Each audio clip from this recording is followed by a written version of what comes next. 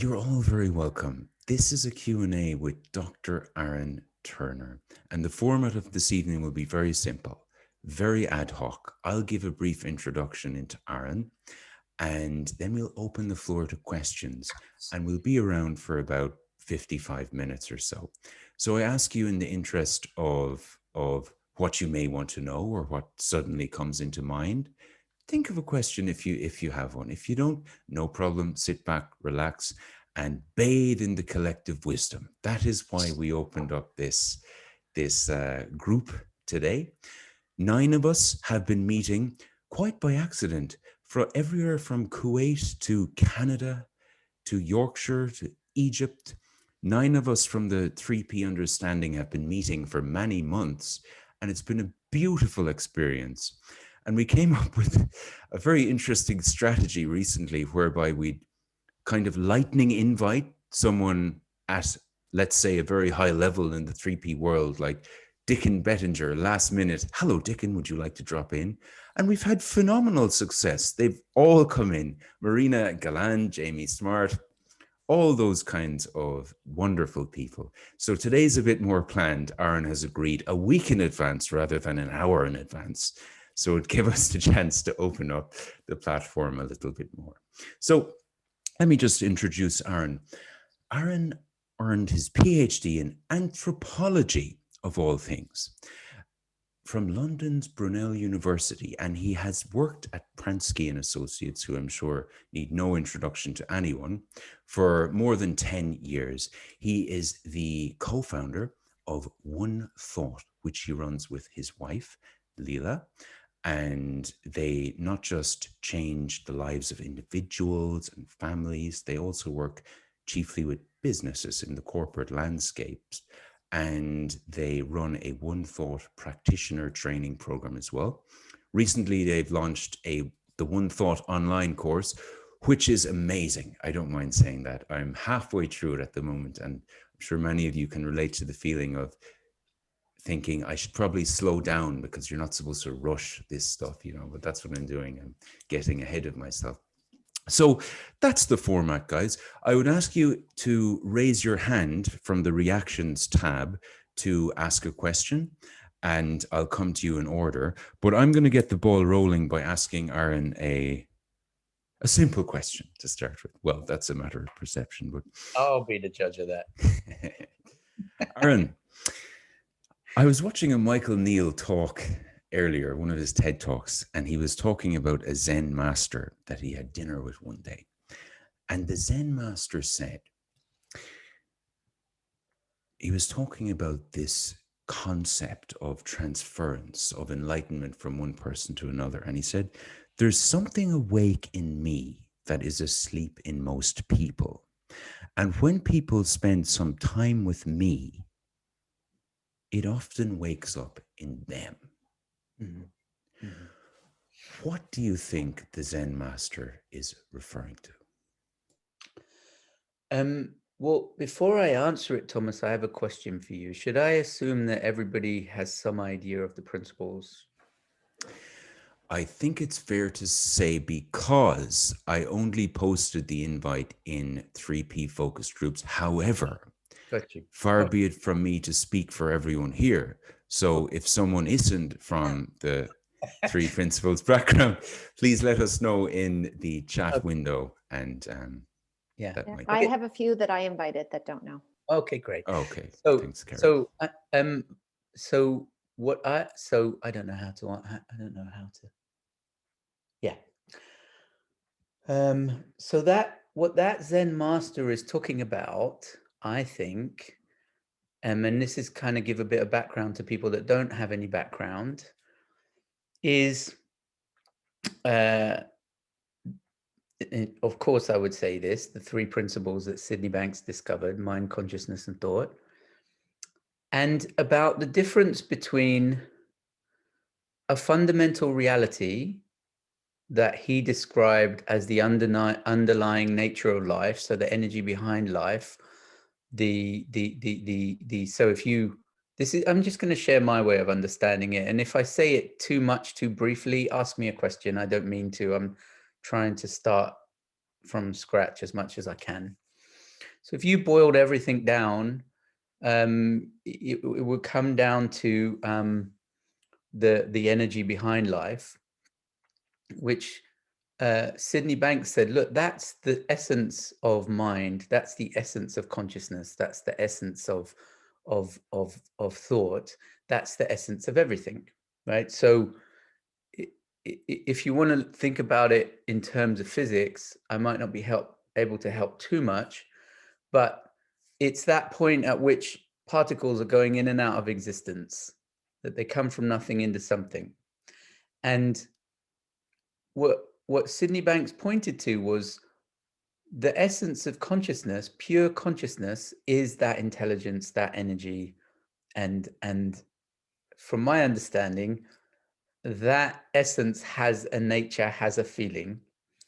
And our experience of that nature is brought to us through our mind's ability to create experience, which we call thought. I don't mean just cognitive thought. I mean our mind's ability to take this essence of the mind and turn it into thought.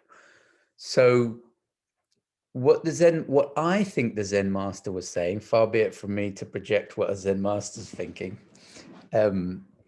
but what I think the Zen master is saying is that the essence of our consciousness is a purity of intelligence and a purity of mind that we experience through our thoughts. So as our clarity of thought fluctuates, our experience of that essence fluctuates.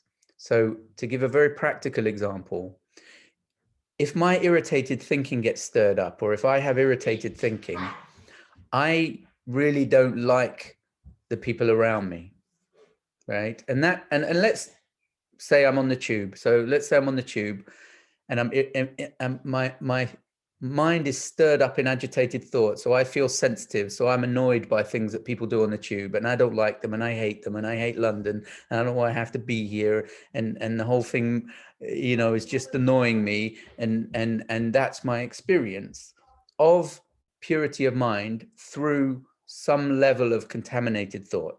Okay. But as that level of contaminated thought settles down, I start to experience more the nature of my mind. So it's the nature of your mind because it takes no effort to experience it.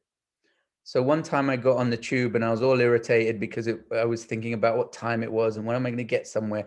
And as the doors are closing, this guy bundles in and jogs me, and I'm super upset about it. And I'm like, what a tool, what the hell is going on here?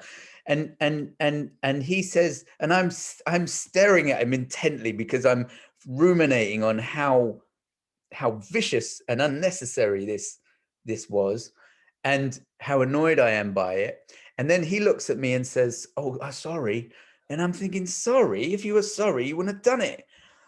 And then I realized, hold on, this is a feeling of contaminated thought. This isn't really me. This isn't really what I think. This isn't really what I feel. This is a reactive version of reality that, if you trust it, will lead you astray. You could end up getting into a little bit of an altercation. And so I let it go. And when I let it go, I inevitably start to feel better. And when I start to feel better, I start to see with more perspective. And the first thing that occurs to me is, you do that all the time, Aaron. You do that all the time. And then the next thing that occurs to me is, oh my gosh, you totally took that too hard. And then I start to feel remorse, and then I start to feel goodwill. And then I want to let the guy know that we're friends really, and it's all right. Because the essence of our consciousness, the essence of mind, is we're all the same. I know I'm jumping in the deep end straight away, but we're all the same energy, experiencing that energy through personal thought, right? And as our personal thought settles down, we feel more our true nature, and we feel more connected, and we feel more comfortable in our own skin. That tells you we feel more like ourselves, right? Now, what's really interesting is, as our thought gets more personal and contaminated and less open and connected, not only do we feel worse and more individual, but those experiences are inherently temporary because they're disguising the experience of what our mind actually is. So they're by definition temporary. You can't hold a thought forever, and so you're going to come back to a clearer consciousness, right? Now, what's fascinating, which is true about Sydney Banks, I'll tell you a story about that, is if you're around someone who's in a deeper, less contaminated consciousness than you, it resonates in a way that you tend to be drawn in that direction. Now, we have free will, so you can fight it as much as you like, but you will be drawn in that direction. So when I would go and listen to Sydney Banks, he would say, I don't care if you're listening, I'm not talking to you. And I would think, well, what do you mean? And he would say, I'm talking to something inside of you. I don't care if you're listening to me because I'm not talking to the person that's listening to me. And what he was saying is, I'm talking from my more neutral mind to your neutral mind. You could call it soul to soul or purer consciousness to purer consciousness. That the Zen master was claiming to be awake to a purer level of consciousness within himself. We're going to have to take his word for it. And he was saying that in that state, it resonates with other people because that's a truer level of their own consciousness. And it's weird because, I was talking to somebody that was speaking on our practitioner program who was a student of Sid's. And they said, it was really funny, like Sydney Banks would call you up and talk to you about recipes, and you'd get off the phone and you'd have an insight that just changed your entire life. So the first time I met him, I spent the weekend with him and George and Linda. I was really disappointed because he didn't really talk about the principles, but yet I saw a deeper reality that I'd ever seen. I saw, oh my God, you can't get out of thought. And it's almost like a deeper consciousness woke up in me because we weren't all at the same level of mental busyness that we generally meet each other at. And I'm sorry, it won't be a one question session, I promise. But one of the things that I've been more and more interested in my work, I know the feeling mattered, but I didn't know in a way it's the only thing that matters. Because what I've started to notice is that as my consciousness is less obscured and I'm more at ease and I see and appreciate a deeper sense of reality and thought and the principles,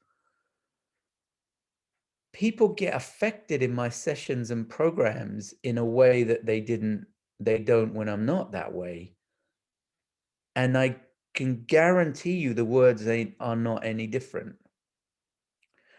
But before I understood that, the reason I didn't understand what Sid was saying when he said, I'm not talking to you, is I would talk to a person's thought. I'd say, oh, you don't understand the principles. You think something different. Let me talk you into why you should think the principles are true. And so I would have an intellectual conversation with someone else's intellect. So when Sid said, I don't care if you're listening, it really got my attention because it's like, that's all I care about. Like, I don't know what else there is other than a person's who's listening. And that got me really curious. And it's only more recently that I've really appreciated, yes, I'm feeling thought, but that doesn't matter if I'm feeling thought. Thought is an illusion. I'm feeling my level of consciousness, and that tells me my gauge on my gauge on purity of thought, purity of mind, purity of wisdom, instinct, whatever. And so that feeling that tells me my level of consciousness, the degree to which I can wake up within myself by not being distracted by the thought, when that wakes up in me, it comes alive in me, I get to live in that richness. but it also starts to come alive in other people. I'll give you one last example and then I'll shut up. I was working with a leadership team in a corporation, and I went to visit the leader of the team, and he asked me to sit in on their meeting. And I was very interested because I'd never been to one of his meetings. So I sat in on the meeting. I just sat there and listened. I didn't think about it. I didn't try to help them. I didn't. And afterwards, all the people on the team came up to me and said, "Wow, how did you do that?" And I was like, "Well, what do you mean? How did I?" So we never have that clarity in our meetings. We never listen that way. We never get that much. That was tangibly different. It felt like it was because you were there, and I don't know how you did it. And I was like, wow, I know I didn't do it. I do believe them. It must be the effect of my consciousness on their consciousness. So that's my way of saying what the Zen master said in a very non-Zen way. Well, Aaron, I disagree with you. I think it was a very Zen way, and it was wonderful. Thank you. I mean, I got so much out of that. Clarity is contagious. I've often heard that said, and I believe it to be true as well. Yes. And Yeah. the information is often in the feeling. Yeah. I'm starting to see that deeper. Yeah. Yeah. Yeah. Yeah. It is really deep. It's really deep to see, oh, the only information you need is, your level of consciousness, because that tells you how you're seeing things. Absolutely. So, Aaron, I will let Firas come on now. He has his hand up first to ask Saw the that. next question. It was right on the trigger there. Yeah. Yeah, I had the question I had actually came to mind a few days ago when Thomas had told us about this talk, and it's actually quite funny because you answered most of it. My question was going to be, how do we communicate the understanding, bringing the understanding of the three principles to business and corporate leaders. Yes. I've transitioned from corporate to coaching, so Yes. I'm trying to bring that to them. Yeah. But I love what you said about, I just realized that I was trying to communicate it to them intellectually. Yes. And that's where I was struggling with, how do I bring that to them? Yes.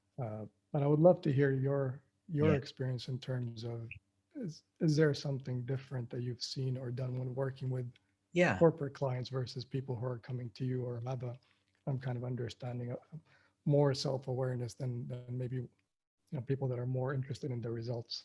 Yes. Okay. So because of my background, so when I came across the principles, I thought they were silly, and I thought everyone that thought they weren't silly was silly. And so it took a long while for me to think. I literally had to be paid to take them seriously. So George Pransky paid me to do a comparative analysis of the principles and other theories. And that was the only time I was willing to look at it neutrally. And when I looked at it neutrally, I'm like, oh my God, this way of understanding does not exist anywhere else. It really doesn't exist. And I was like, whoa. And then I saw the difference it made to people. So I think based off that experience, I'm absolutely committed to spreading the understanding of the principles to people that are not interested in it and think it's silly. That's my whole life. And I love it because it's a real challenge. And it forces me to go back to the essence of understanding. And I love to go back to the essence of understanding. So one of the things that blew me away about the principles was, if you work with people, and in your own life, everyone will know this from their own lives, when your level of consciousness changes, when your level of well-being changes, when your level of resilience changes, life looks and feels totally different, and things play out differently. Right? So we live in a world where we think we get things done, But how can you do the same thing in the same way and get a different result just from having a different feeling? It's like, hold on a second, you know? So I work with salespeople, teams. I've even worked with athletes where every single thing about what they're doing stays the same, the hours they work, the expertise they have, but revenues increase wildly. And everything, all the metrics change. So there's this link between people's, I call it state of mind, but you could say level of consciousness, and their results. A radical, unavoidable link. And nobody sees it. Nobody sees it. Everybody's trying to change this part with this part staying the same. And so they say, oh, it's really hard. Well, yeah, it's very hard. It's like, it's hard to turn on a light without the switch. It's very difficult. And so I feel like I'm bringing a missing piece to business. So I know I'm in service to them. And in order to show them I'm in service to them, all I have to do is be a student of that myself. So if I'm a student of that link in business and all the problems they have because they don't see it and all the way things are when they do see it, I can show that to them. And if I can show that to them, they can see, oh, this makes sense. See? So, so that's the first part. The second part is, one of the reasons I love a challenge is because it's a wonderful way to see the intelligence of life at work. So the more challenging the client, the more interested I am to see, well, what's mind going to come up with for this one? Right?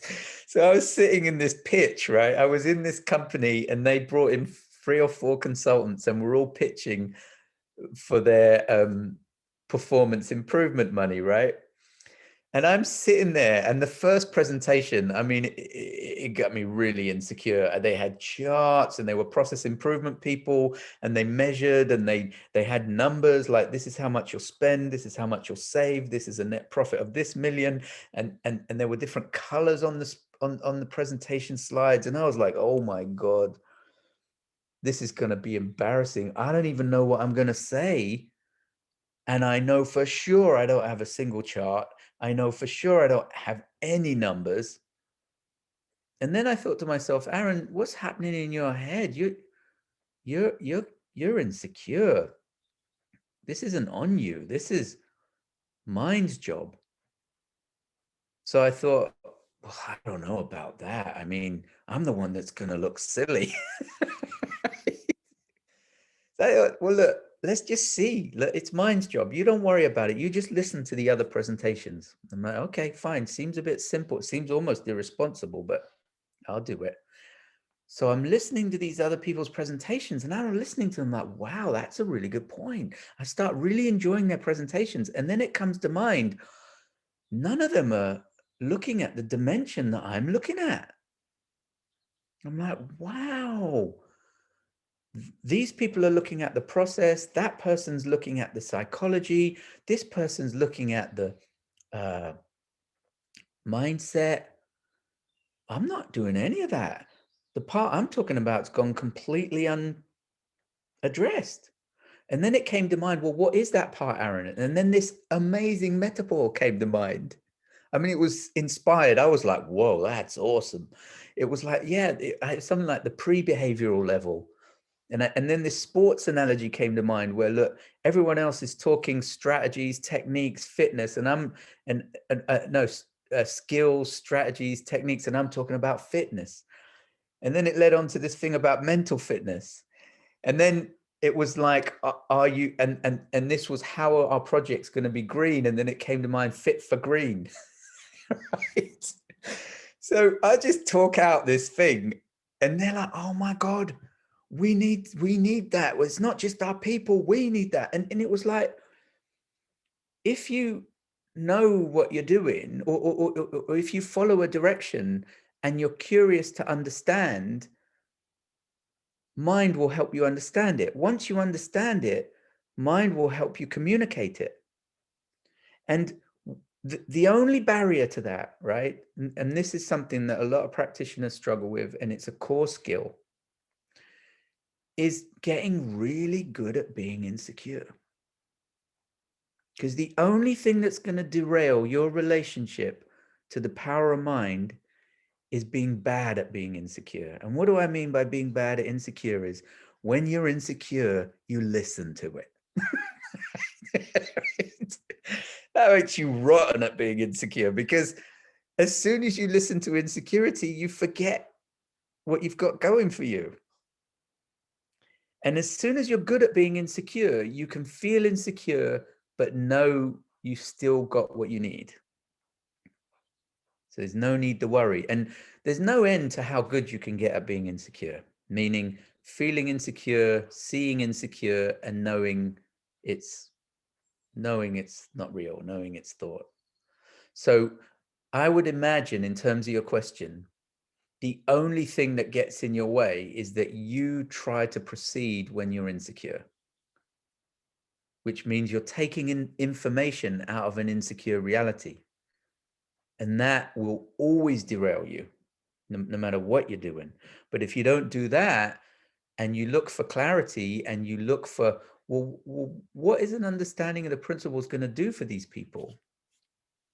And what are they not going to get any other? And just that curiosity, every time you have an opportunity, it'll be an education. And every time you get a piece of education, you'll be you kind of better off.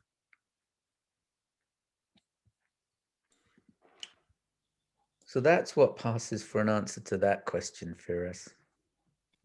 Thank you. Yeah, Does that help that's you? what absolutely, because I was just reflecting over the past couple of weeks when I first tried to bring this understanding to business. I got to a point where I got frustrated because I couldn't get the language down right. It was too abstract for them, and I tried to rein it back in. Then I found myself talking numbers and performance. I come from an IT corporate background, so I'm completely analytical. But Yes. that didn't work. And I decided to kind of forget about the whole trying to bring 3P to business because I'm still not, sure, clear on it myself. And when I did that and just started speaking what I felt more or less, I started to come up with, I guess, the words that resonated with them without actually knowing them beforehand. So I think I just it started happening, but I still was thinking that, this can't last very long. This can't really be working. Yeah. And as you said, that the insecurity crept back in, and I started to reevaluate and say, is this really happening? So thank you for just clarifying, that I started listening to my insecurity there again.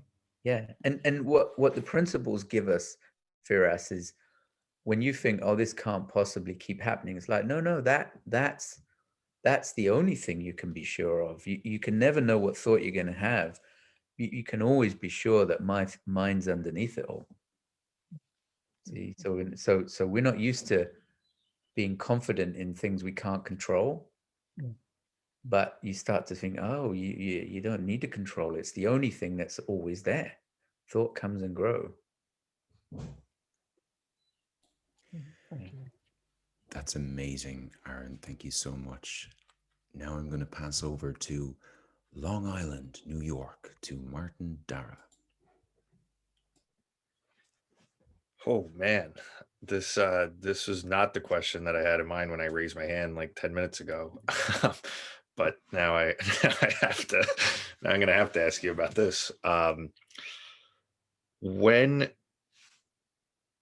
Because that whole insecure reality that hit home for me pretty hard. So I'm curious to hear when you catch yourself in that. I don't know how to even ask this. Like where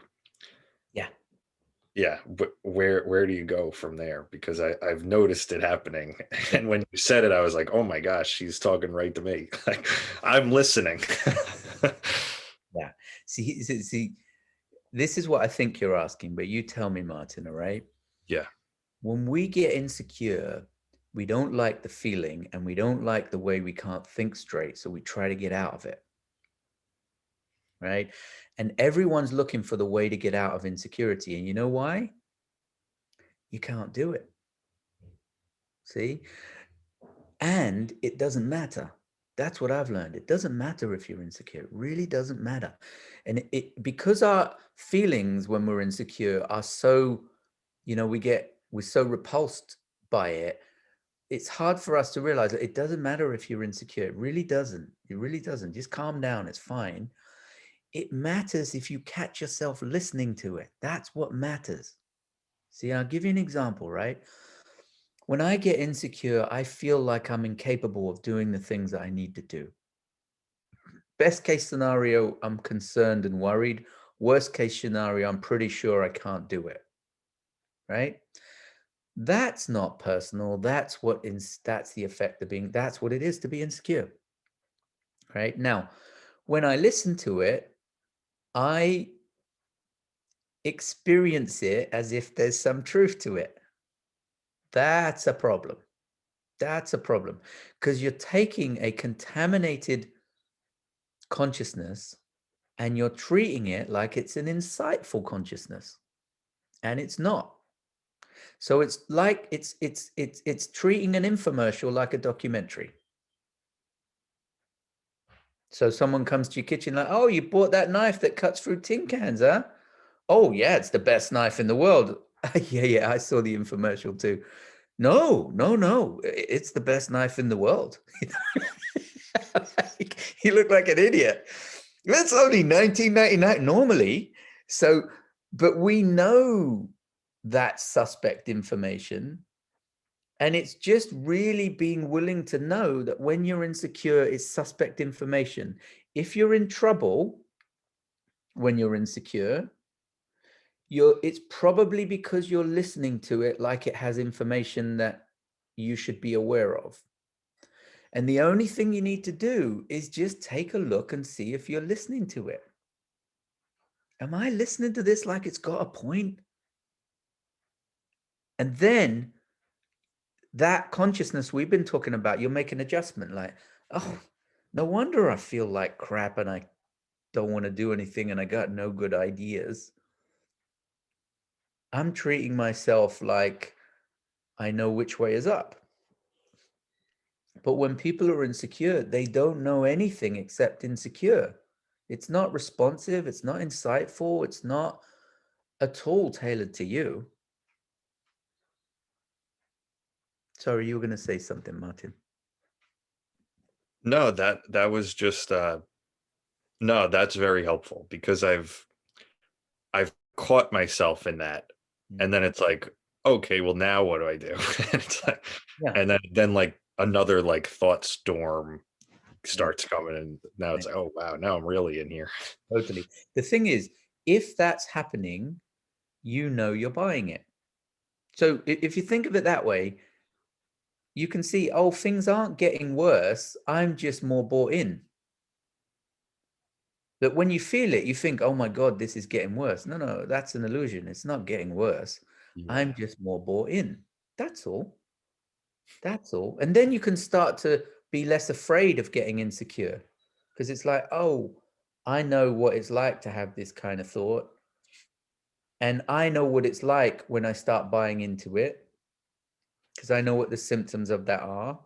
And I know I don't need to get out of it. I just need to really remember that insecurity gives bad advice. It's never going to get lucky and give you a good idea. So that's just never going to happen. You know, and the more sure people are of that, the more they realize, oh, the problem's not the insecurity, the problem's me. I'm treating this like it has something to do with something other than insecurity. That's it.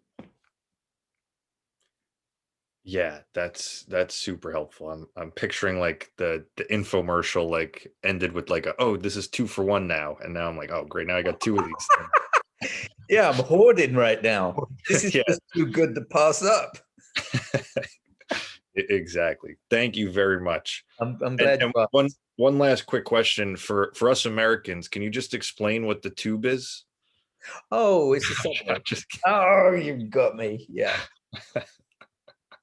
Thank you very much, Aaron. I appreciate you. It's a pleasure, mine. Thank you. Thank you so much, Aaron. I love when you said insecurity is never going to get lucky and give you a good idea. Yeah. Yeah. Passing over now to Bob Russo. Thank you very much. Hey, Bob. Hi, and thank you, everybody. I'm new to the group. I was introduced through Carrie and from Canada, and thank you, Carrie. And I don't know anything about the principles, really. Okay. I'm one of those people. However, everything you talk about, I know. Yes, I could tell when you were listening. I could see that. Yeah, it resonates very deeply. It's something I've known all my life. Wow. And it's been so many years in corporate, almost sitting there exactly like you talked about. I mean, I was an executive and I would sit there and not know what was going on, but just going with curiosity, understanding and coming out with something that just comes from within, Yeah. right? Yeah. And being comfortable with that. I just love what you just said about insecurity because it catches us all the time. It's perfect. Yeah. I want to go back to the Zen master and what they said. I'll take it one step further for me when I hear that. When you talk about that consciousness and you bring it down to a level, I love that. But we bring it down to a level where now we become one consciousness. Yes. Yeah. That happened to Carrie and I when we first met. There's one. Yes. One. And you get to that point, and it's that collective, and that's what happens. And it is a beautiful thing. It really is. And there's nothing that needs to be done from there. Yeah. And there's not even any words. And then I get to the, well, how do I bring that to people, right? How do I explain that to you? Just like you were just saying, you don't. I don't. I just show up that way. Yeah. And they get it. And whether they understand it or not, it doesn't matter. What matters is the result. So I just want to say that thank you all. Oh, that's great. Thank you for your wonderful words and your experience. Yeah. And thanks for saying that, Bob. I love what you're saying. I feel it. I think it's awesome. That's very It's a cool. good place to come from. Yeah. It was really nice to meet you. And yeah. Same. Great. Yeah. Thank you so much, Bob. Pleasure to hear from you. Passing over now to Joseph Anderson. Hey there, how's it going, man? I just wanted to sorry, Aaron. So one thing that I'm seeing, and I was just kind of curious what you thought, is I'm noticing that the more that I follow this source of inner wisdom, the more that it just keeps going. Like it just keeps, as long as I do what it says to do, that it just keeps going and going and going. And then sometimes I feel stopped because, you know, I have thinking about stuff, but when I don't pay attention to that and I just keep going and going and going, a lot of really cool stuff happens. Is that kind of what you've seen too? Yeah. Yeah, that makes sense. Yeah, that makes sense. That makes sense. And yeah, that makes sense. That makes sense. The only other thing I'd say about that, Joseph, that I've noticed is that happens. Like if I'm not distracted by my thinking or my thought, then there's a stream of useful thought to follow, like you said. Yeah. But I've also noticed that I might still be idle. I'm always, I hope this doesn't complicate it. I'm somewhat idling at a certain level. And when I get interested on, well, what would a lower idol look like? Like, what would a lower idol look like if I let go of my mind a little bit and there wasn't the... What do you mean by idling? Just to like the pace of thought I'm in. The pace of thought I'm in.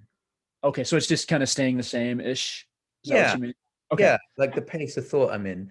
And sometimes I get interested in, and it's invisible, you know, because whatever it is I'm used to. But every time I've gotten interested in, well, what would a lower pace of thought look like? What would it look like if I was had less going on in my head, and that's when more space opens up. And it's not that there's any less wisdom to follow. It's just like Rob said, it's like a deeper level of space. And in my experience, there's endless levels, so unbeknownst to me, Joseph, I have a lot of thinking that during my lifetime, I assumed made sense. So my mind came to me and said, hey, I've noticed that sometimes blah, blah, blah happens. I think if you have a little bit of a thought going on about that, you might avoid that in future. That sounds good to me. I'm going to rubber stamp that. Good one. And then, a couple of years later, so over the course of trying to use my mind to have a good life and stay ahead of the curve, I've banked in all these automatic ways of thinking that means there's less space in my head, right? Now, when I look in the direction of, well, given what you said, Joseph, that you don't think to get clarity, it's already there, you can follow it. At some level, it's like, oh, well, then all this crap I'm thinking is surplus to purposes. And when I realize that, I give up on its usefulness, it falls away and I drop. See? And that's really cool, because it's not just that you have wisdom, it's that you have less noise in the system. Right? Well, and what I heard in that is just, it appears to me the more settled I am, the more that what to do seems like it sticks on the top, almost like sand, that's going through a sifter, and it just leaves what's important, just like, oh, that's where that was, or that, Yeah. That's right. And so when I let things settle, the real stuff just sticks up there at the top, and it's like, oh yeah, that's what I need to do. Yeah, that's right. And I give you a funny story, Joseph. Like, when I first started helping people this way and teaching this, I knew, based on what we said so far, I knew that I didn't want a lot of thinking on my mind. I wanted my mind neutral. I knew that, right? So I would try to figure out the best way to calm my mind in the 10-minute drive to work. Is it not thinking of anything? Is it putting on music? Is it right? And I was always looking for, how can I get my mind to calm the most in 10 minutes? And it didn't take me long to say, hold on, this is the wrong way round. Like, why don't you live with a calmer mind? Like, if you live in a calmer mind, that's going to trump however quiet you can get in 10 minutes. Like, what's wrong with this people? Like, why do I have to calm down in the first place? And that's where the leverage is. It's like, oh, what would less thought look like? What would more space look like? And that feeling that opens up when you go in that direction, when you settle down, that's a cleaning, or that's a cleaning of consciousness. Like, that's the experience of a purer consciousness, of a more neutral consciousness. What Rob said, the universal consciousness with less Joseph in it, with less of Joseph's thoughts in it. Well, and as you said that, it almost seems like, that I kind of pictured a valve and, like, a water pipe, and we're the ones that are, like, when we're super closed off, we're not letting much through that really wants to come through. Mm-hmm. When we're able to settle, it's just able to open by itself. Yeah. And it's interesting. One of the things I started doing recently, I'll just share this last thing and then I'll jump off, but is just at the top of the hour, especially if I find myself a bit off, I'll just sit down with a book for a few minutes, and within not very long, I'm super settled, and the next right thing occurs to me. Nice. Yeah. Thank you, Aaron. It's been a pleasure. It really has. And it was nice to meet you. That was really, thank you for the question. It was a good one. Thank you. Thank you, Joseph. We're passing over now to, sorry, Aaron, did you have something to say? Well, I was just basically saying, I think we're doing great. It's almost like the timing's perfect. Yeah, it's amazing. I mean, it's amazing, it has something got to do with you, but anyway, Lee Valley, you're up next. Hello there. Hello. Hi. Yeah, I'm just going to bring the mood right down now because obviously, you know, it's going way too good. So I have been, and please don't judge, I have been listening to Joe Dispenza. And as a consequence, he talks, and it is, you know, it's going in the right direction. He talks about going to no thing and no thing and no one, you know, so you have nothing and no one. And my question here is obviously it's somewhat going to be a personal one. I obviously, he talks about the fact of through meditation and through specific ways, scientific ways of opening and improving the brain. So I'm really going somewhere with this, I promise. You know, I'm with improving the brain in order to be a better antenna, if you like. yeah. And here's my question, because I could go on about all the different things that he talks about. It's Yeah. very popular at the moment. Yeah. And the one thing that I got was FOMO, as you can imagine, you know, fear of missing out on, is this a way to improve my pay grade? As in, as Joseph just said, you know, the pipe, if it's blocked off. Yes. Well, is it possible to, you know, get a larger pipe in here? Yes. Yes. I don't think you brought the mood down. Oh, thank goodness. Yeah. Is your name, and we've met before, but is your name Lee, or is Lee Valley where you are? No, it's Lee. It's Lee. It's actually Valeli. I must have missed that. Yeah. Okay. Oh no, you did. It's my what do you call it? Dyslexia. Sorry. Yeah, Lee Valley.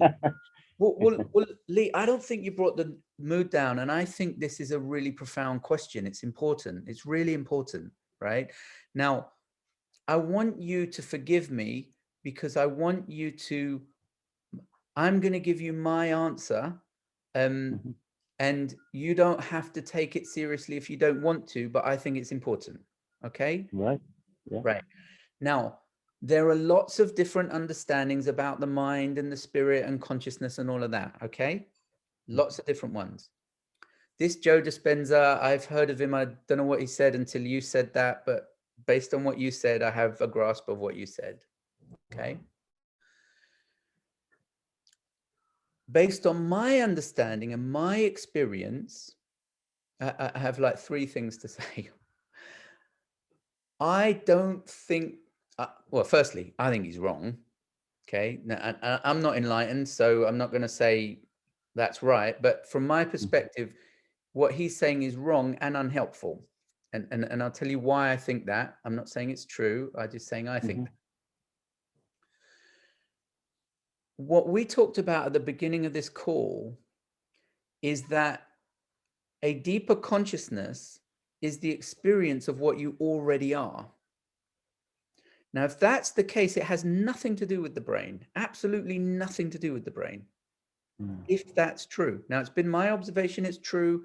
It's been my working hypothesis for the last 27 years. And it is my observation, it's my sense that we have an unconditional ability to have deeper levels of consciousness with no effort,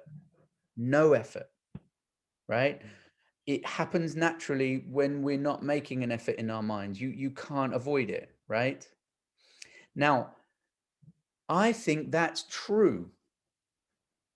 And I think if you make it more complicated than that, even though we have direct access, you make it complicated for yourself. Right. And I'll give you a really simple example. Some people say, oh, it's hard to have a clear mind if you're tired. It's not, but if you think it is, it will be, right? Oh, it's harder to have a clear mind if someone shouts at you. It's not, but if you think it is, it will be.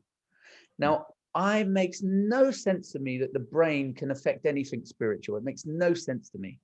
because the brain is physical, right? And as soon as you think it is, you're gatekeeping your relationship to your own spirit. And you don't want to do that. And you know where that really comes in? When you're insecure and you have FOMO and you think you're missing out, that idea that will be offered up to you on a platter, and you'll have an explanation and you'll buy into it. And the one thing you don't want to do is lose confidence and faith that you're looking for what you already are. You don't need a middleman. You don't need a technique. You don't even need to meditate. Meditation is just a formalized way of ignoring your own thought. But that comes naturally when you're just a big old airhead. It doesn't. So in a way, when we're insecure and we are not in the state we want to be in, instead of realizing, oh yeah, I'm not in the state I want to be in, I'm just in some other kind of thought, no big, we get worried and we make something out of it. That's not a problem unless you think it's true, and then you have to live in the limits of that idea. Oh, I got to do something with my brain. I got to eat a certain way. I got to sleep a certain way. I got to meditate a certain way.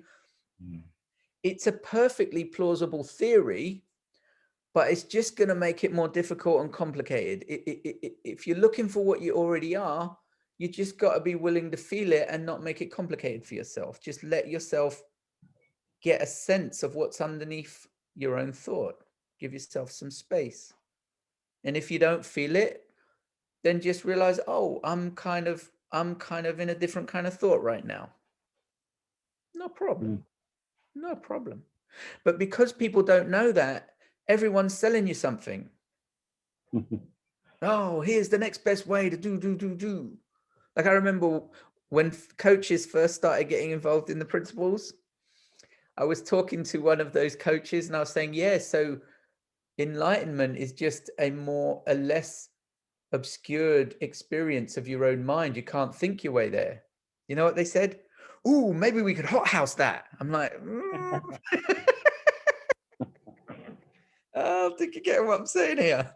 And it's really being what Sydney Banks introduced was the potential to consider you're already there. There's nothing to do. It's just a matter of being willing to go through all your thoughts and not get too distracted and miss and pulled in the wrong direction by them. Fantastic. That has given me complete clarity on that. Thank you very much. It's a real pleasure. I'm so glad you asked the question. It's an important one. Thank you. Pleasure. Thank you. Thank you, Lee. Aaron, do we have time for one more question? Yeah, it might be a yes or no answer. I'll go yes. You know what? I'll use my magic 8-ball. Amazing. No, I'm fine. Yeah, one more question is fine. Passing over to Peter Adrian in the UK. Hey, Peter. Hey, Aaron. How's it going? It's going good. So you're in the UK. I am. Yeah, I moved to you. You did? Yeah. You are. Whereabouts? It's a town called Beverly near Hull. Okay, nice. Yeah. Yeah. So I was just thinking today, like, I didn't want to ask this, but Thomas made me. So if it's weird, it's his fault. I mean, it's not really a question. I just want to hear your thoughts about it. But like, today I was just kind of contemplating, very lightly fathoming the notion that like, you know, you're a spiritual being, right? Like, we're all have this spiritual essence. And so the human experience is kind of a temporary sort of fun little thing, right? And and I was thinking, like, only universal mind can have any kind of experience. And that means that this experience is universal mind's experience. And then it was like, it's like all that formless energy of everything is just kind of like culminating into this one moment, and that energy is eternal. And like, just the mere notion that this moment is eternal. Like there is no, like, our true self keeps going forever and ever and ever and ever and ever. It just blows my mind. What do you think about that? I think it's nice that you're contemplating that. And given what we're looking towards in terms of mind, it all makes sense. And I think if you contemplate that in a way that takes you out of your way of thinking and puts you in a bigger mental space, that's great. And parts of it resonated with me while you talked about it. Yeah. Cool. Do you feel like this whole thing is a very juicy mystery? Yes, it is a very juicy mystery. And but what's really interesting about it, Peter, is the juice is in the space, not the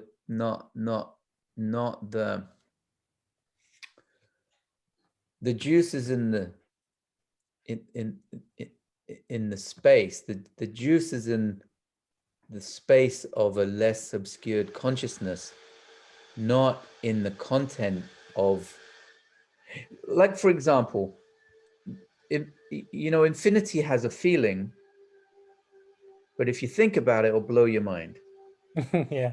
Right. And having something that blows your mind is good because it puts your thought aside, but the power of it is in the experience of it. I don't know how to say. I feel like I'm picking up what you're throwing down.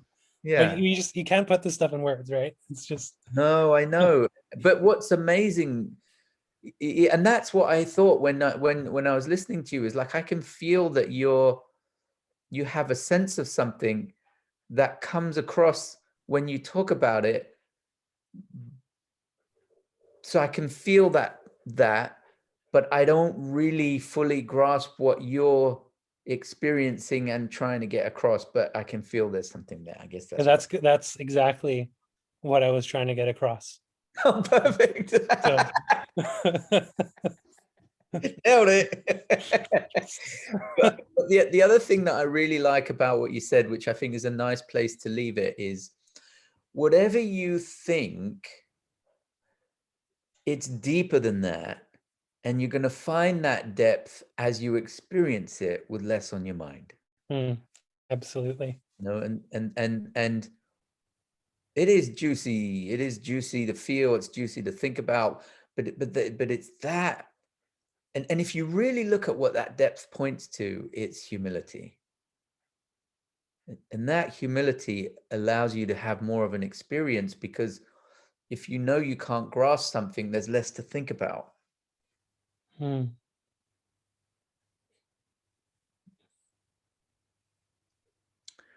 What a session we've had, huh? What's really lovely, and what we've talked about and covered has been awesome. Aaron, you have been a joy, and thank you so very much. I will just ask you now to share with the group, before we close it out, how we can find you, work with you, get to know you. Well, you can find me on, I'm Aaron at onethought.com. You can find information about One Thought on onethought.com. Please take a look at the online course. You can start it for free at onethoughtonline.com. It's a great introductory resource. So if you take a look, please recommend it far and wide. If you want to work with me, I do a small number of individual things, and I have 2 practitioner programs, one for new practitioners to get the foundations, and one called the one for practitioners that have clients, where you watch client sessions of mine, and then we have a webinar to discuss them. But all that information is hidden away somewhere on our website. Brilliant. And isn't there a conference coming up? Yes. So our annual 3 Principles conference is virtual again this year. So which means you can attend from anywhere in the world, and it's really cheap. It's April, I think 25th, 26th, 27th, and you can find that on, if you search 3P UK conference or Life 2.0 conference. And we've just finished putting the finishing touch to the schedules. We got a whole host of new speakers and international speakers, old and new, and so check it out. Thank you. Thank you so much, Aaron. You have been a tremendous source of inspiration for me, and I think I speak for everyone on the call as well. So we're grateful for you and your time, and you will always be welcome in our mastermind group if you ever want to join on a Thursday. It was an absolute pleasure, and thank you all. It was lovely to be with you, and thank you for the great questions. If you want to unmute yourself and say thank you to Aaron as you leave the room, please do. Thank you. Thank you, Aaron. Thank you. Great. Thank you, Aaron. That was great. Oh, I'm pleased. Thank you.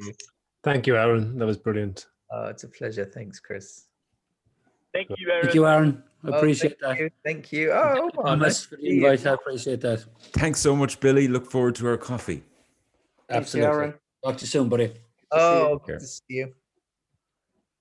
Bye, you guys. Hey, thanks, Aaron. We'll have tea sometime. Yeah. When the pandemic's over. Yes. Let me know when you're in London. I'll let you know when I'm in. I can't quite remember. Oh, Beverly. Yeah. Take care. And thanks, Thomas. Thank you, Pete. Always a pleasure.